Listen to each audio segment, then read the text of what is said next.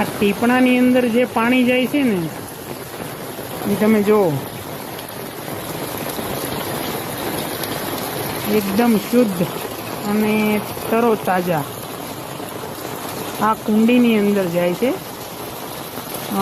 ત્યાંથી આપણે એને જાળી લગાડેલી છે એટલે એકદમ શુદ્ધ ગળાઈને પાણી જાય.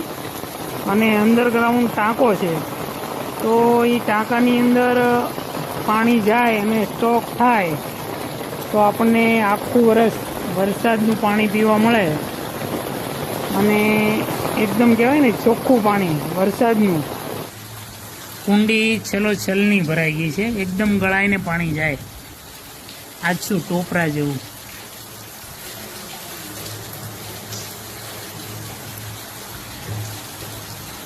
શુદ્ધ પાણી.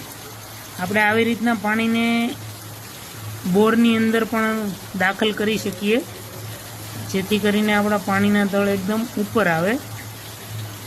ટાંકો ભરાયા પછી પણ એવું આપણે કરી શકીએ.